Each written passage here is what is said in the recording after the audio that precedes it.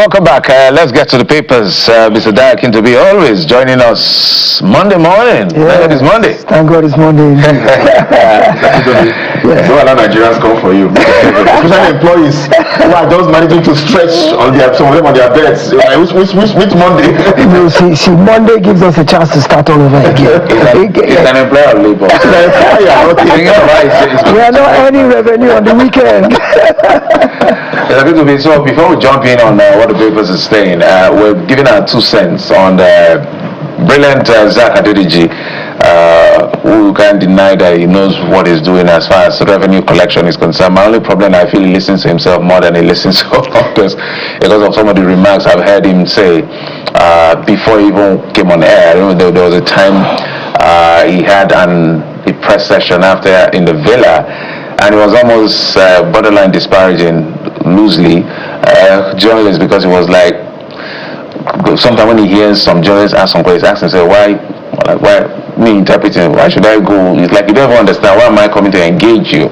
And then the other day he was telling the president that don't mind them, you have elevated the conversation above some of these guys' understanding. It's not great with public communication at all, because there's something called public communication in mass comm. So, yes.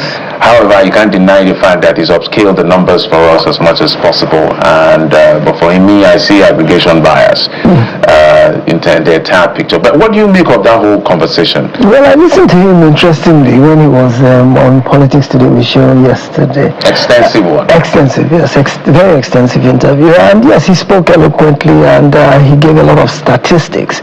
For me, the part that was a bit jarring for me was the 536% increase in terms of the revenue that's accruing to government. And the question for me is, so where is that money? How has that money impacted the lives of Nigerians? I hear a lot of politicians speaking about achievements, and of course, increasing revenue is a massive achievement, but what is the direct impact of that achievement? They don't talk about the impact. They just want to beat their chests about, oh, we achieved this, we achieved that, the numbers are up. But what exactly is the numbers being up benefiting us as a people? Because I see the poverty numbers are either stable or increasing, education sector, healthcare, all the key indices of human quality of life are not getting any better. You described it very well by saying there's a disconnect between the macro and the micro.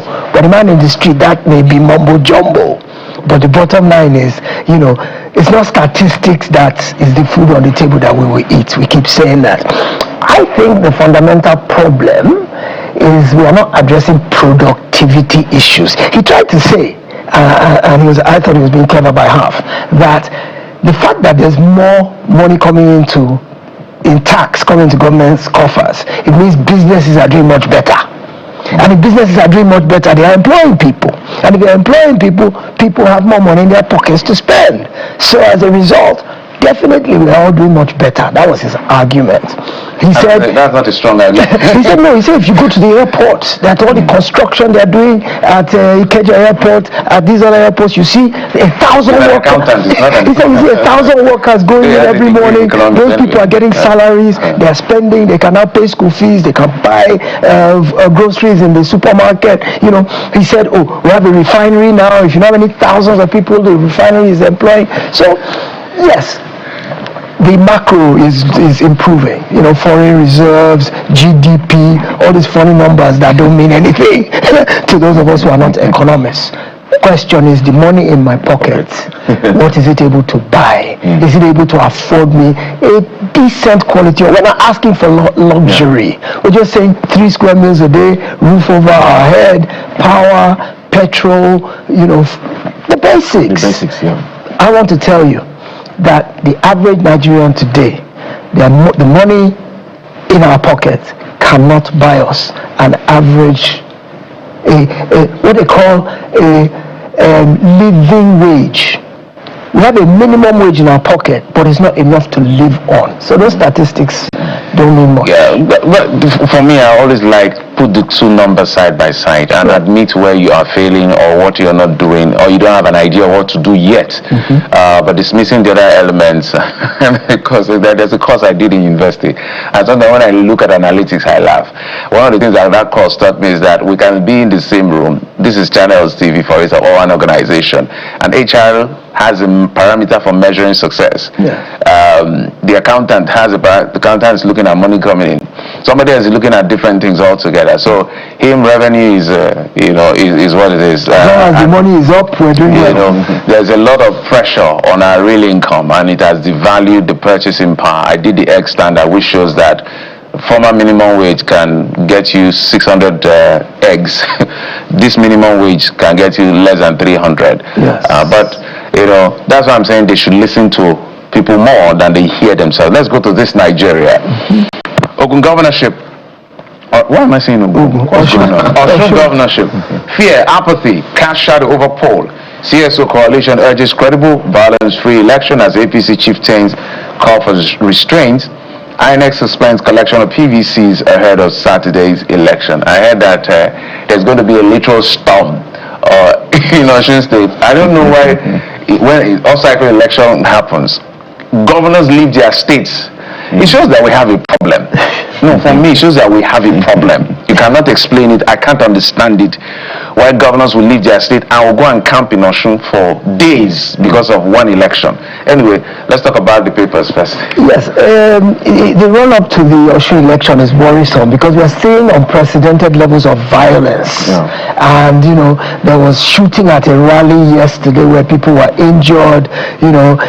Some people have been arrested. Some people from APC have been arrested.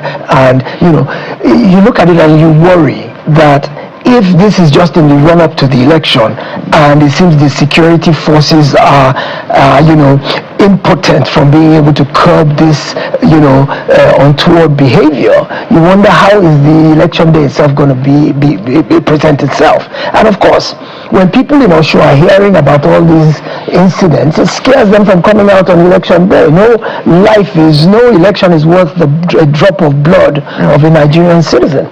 So Osun is a combustible mix at this point because there's so many power structures who are all jockeying for the ultimate prize. And just yesterday there was an endorsement that ultimately may swing some of the way the vote will go.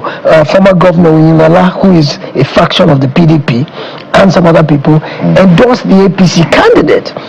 And I've always had this concern about what I would consider to be anti-party activities, that you are in one party, you are endorsing the candidate of another party. Look at even Governor Adeleke himself, who is in accord, has endorsed President Tinubu, and his own party has a presidential candidate. For obvious reasons. Well, I think Governor Wike was the, he created the template, Minister Wike, on this type of cross-carpeting without cross-carpeting, but Osun has got issues because, the governor started out in APC when he was a senator, got into power as governor through the PDP, defected to Accord. The immediate past government is APC. Was APC, and they've not rested on their laurels in the last 3 years and want to capture that state house back. So there's so many power centers that are jockeying for position. The governor met some people in Accord when he defected. Those ones are disgruntled, saying, we've been working for this party. You can't come and just, leapfrog over all of us into a position of prominence. So I think it's because there's contention between so many competing factors, and they're all as formidable. So it's a tempest in a teapot, so to speak. And when you see a situation like that, it's easy to foment violence among the supporters of each candidate.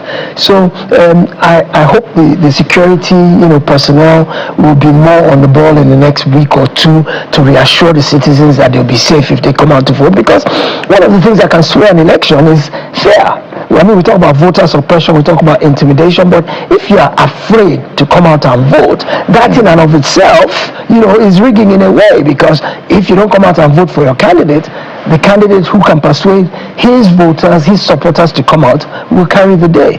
So we hope Osun goes well. We all talk about wanting free and fair elections, but we also want safe and secure elections. It's not just about it being free and fair. Well, I'm just looking at the numbers here for the last elections, Osun State's governorship elections in 2022. Adeleke won by, I think, just over 400 votes, or with 400,000 votes. With this level of violence, I'm wondering just how many residents would even come out this Saturday, because we are barely now 5 days to go. Well, let's take a look at the Abuja Inquirer. States with politics, and it leads with 2027 parties get Tuesday deadline for submission of candidates. APC done. 2027, the Abuja Inquirer, parties get Tuesday deadline for submission of candidates. APC done. And then there's the other story there which has to do with very, very major concerns for residents. The Abuja recurrent tremors raise safety concern, which is the major rider there for the Abuja Inquirer. You can just picture those two stories very quickly for us, Mr. Akitobi. This extension to August 11, yes, Tuesday, that's tomorrow. Now, those who are questioning, I know what happened. I mean, you were done already with this. How come you just all of a sudden decided to extend this submission? And then, of course, the concerns around the tremors in Abuja. I don't know how worried we should be. We hear of these things in many parts of the world. There are those who say, you know what, there's no need for alarm, no cause for alarm. The government is saying it's just 1 or 2 magnitude, no cause for concern. But I know we had someone on our flagship news yesterday who was speaking and saying, you know what, if we continue with the level of blasting that they keep doing, the level of drilling of boreholes, unlicensed boreholes and all of that, then the future doesn't look too good. Yes, let's talk about the extension of the deadline.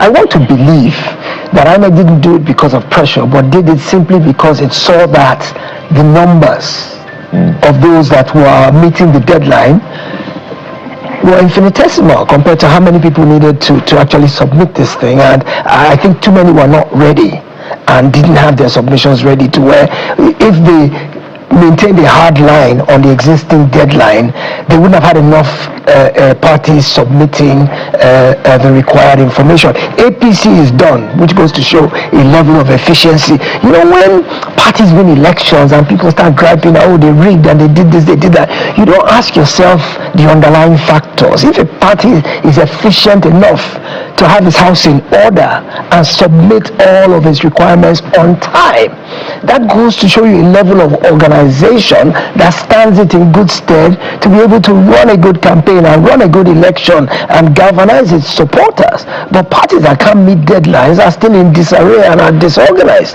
Well, INEC has given them a lifeline for another couple of days to be able to submit. I think this one is for governorship. I think they already submitted the presidential a couple of weeks ago. So I think this deadline is for governorship and perhaps state houses of assembly.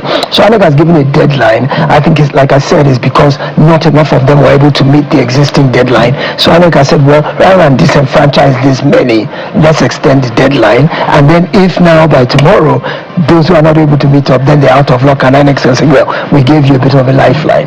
Now, in terms of the tremors in Abuja, without a doubt, geologically, digging of bore wells, blasting of mines for precious stones, drilling of wells in terms of oil, they are affecting the terra firma, the way the earth is structured, the earth's layer. Anytime you are going down in there, you are loosening up the solidity of the terra firma.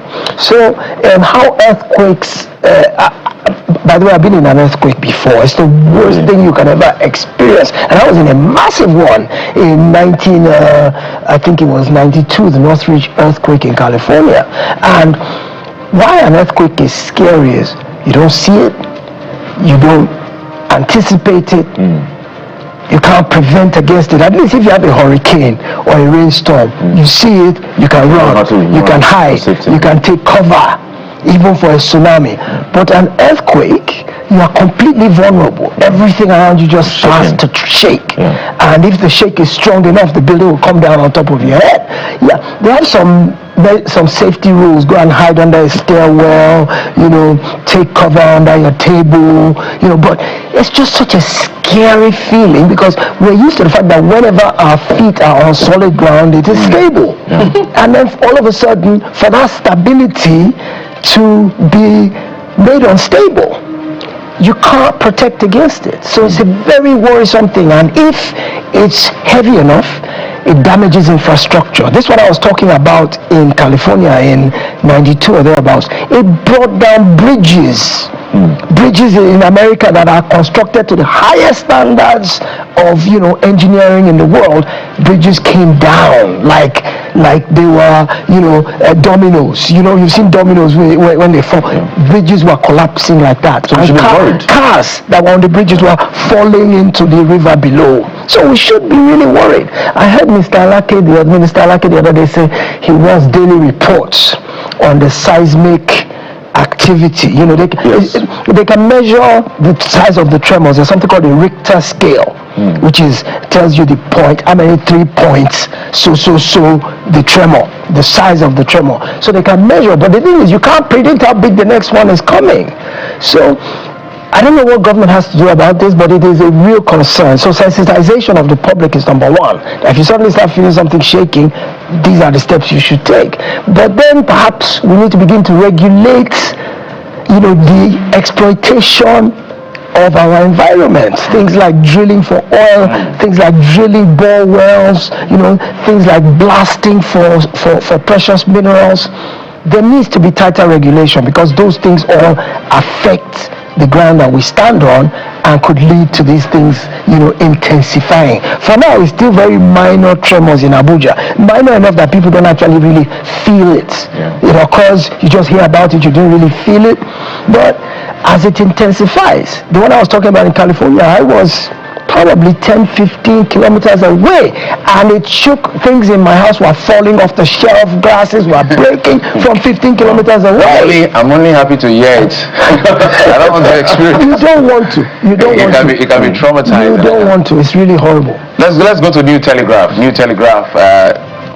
Why police NSCDC orders also deserve salary increase. Pay experts. By experts rather. That's RULAC, no justification for improved welfare for one out of many security institutions. Exclusion can create distortions within country security architecture. I totally cannot this is top-notch. I agree with this one because there are many. It's not just the military that's serving the country. Yes. There are other people putting their lives on the line. Absolutely. There is the police, there is the NSCDC doctor, there is the DSS. Which other one is that? Other paramilitary. Yes. So what do you make of this story? Well, it's coming out because of the increase recently announced for the army, and it was a very decent increase. I mean, the privates, the lowest level, they got an 80% increase. The middle cadre got about a 50% increase, and then the top level generals and all, they got 30%. So this is the kind of a package that incentivizes people, and that's what we've been talking all along, is that look, the morale of the security forces is low in terms of this fight against insurgency, banditry, kidnapping, that you need to encourage them. We need to let them know we appreciate their efforts, and there's only one way to do that, is to improve their benefits package, things like hazardous insurance, death pay to their families for those who will lose in service, increasing their pay. And I'm glad to see it's done to the army, but you now have created a problem because it now looks like they're double standards. As Jeff said, it's not only the army that's fighting or that's handling security in the country. You've got, well, of course, other arms of the military as well, but you've also got DSS, you've got, police, so when you do it for one, you should have done it across the board. But let's give the administration benefit of the doubt. They've got to start from somewhere.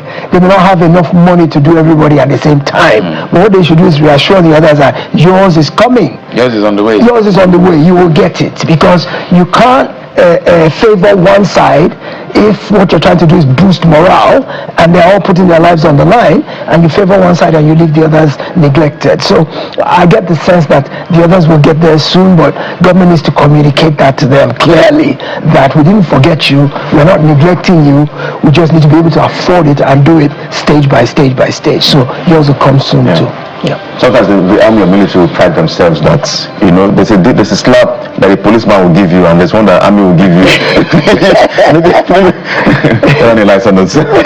The Daily Trust as well leads with that story as well. 187,200 naira to 3.25 million naira. Military's new pay scale, and it does and expose it there with the new salary structure, which of course takes effect on September 1. But let's see if we can just look at the top left. Let's see if we can do other stories there on the Daily Trust, the top of that newspaper. ADC lawyers fault ICPC reports on Phantom Council Borno abduction, 87 days without our children.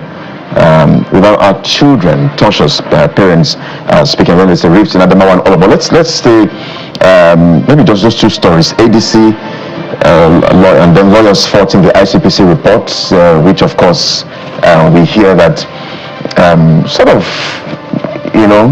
through they remember the bus, some would say, and then the Borno story as well. Parents are saying that it's been 87 days and their children are still in captivity. This is really concerning, because I think and I believe that there are kidnappings that even go under the radar or go unreported and all of that. I'm just wondering, what exactly can the government do, and why is it taking so long for those who are kidnapped in the north to sort of regain their freedom? You see, we shouldn't frame this in a north-south type divide, because when you look at it and you see the Orire, rescue and how that happened, even though it seems relatively quick when you compare it to Borno. I think Orire was 56 days and this is 97 or thereabouts. So we don't want to make it look like there's preferential treatment from the standpoint of the fact that, if it happens in the southwest, there's more of a concerted effort to bring it to a close quickly. But some of them feel that way. I know. That's what I'm saying, is that some do feel like that in the north, but as a country and as a people, especially now that the president is southwest, as a country and as a people, I don't think we should frame it like that at all, because I think that further not only just divides us, but also even makes the fight against insurgency even harder to wage. I think each kidnapping has its own peculiarities that determine just how easy the rescue or the release will be. So Orire was not exactly the same setup as Borno, and yes, without a doubt, 97 days is anguishing for the parents. 87. Yeah, 87. They want it to be over, to have been over by now, But I'm sure that the security forces are applying just as much diligence and effectiveness and strategy towards bringing this to a halt as they did with the ones in the southwest. But the peculiarities of the Borno, abduction make it more challenging to resolve than the ones in Orire. And you ask yourself, why do sometimes these things take so long? It's not every situation that the army can go in guns blazing because of what they call collateral damage. You don't want it to happen that the very people you're trying to rescue become the victims of your rescue effort. What will be the purpose if, when it's all over, what you've got is terrorists in captivity and a slew of corpses of the people you went in to rescue? That's the worst possible outcome. And so that kind of handcuffs the military in terms of their ability to approach a resolution. And so I'm sure the DSS and all the agencies are working hard at Borno to resolve, but they just have to address it in particular ways. In terms of the ADC talking about the NCPI. Yeah, we just have 30 seconds. 30 seconds. Yeah, that ICPC report vindicated the chief of staff and essentially indicted Adeyemi. Well, ADC is doing what an opposition should do, saying that, look, we've not answered all the questions, we need more answers. Yeah, we talk about security for, I think the DSS also arrested some fleeing suspect that has to do with, I think the Nasarawa, let me see, Nasarawa University professor, remember it was released and all of that. Yes. I'm going to highlight that, as well as this phantom thing. That guy cannot go down alone. If he goes down alone, then the government is not honest. There are people involved. The House of Reps said they are going to meet him in custody. That's why I heard that over the weekend. They should just stop all that. They are going to go and meet him in custody. They should stop all that. Thank you for coming, Mr. Dayakintobi, for coming on the program. As always, we appreciate your insight on these issues. My pleasure. If you want to hear him, let's hear him publicly, or let them allow the court do their job.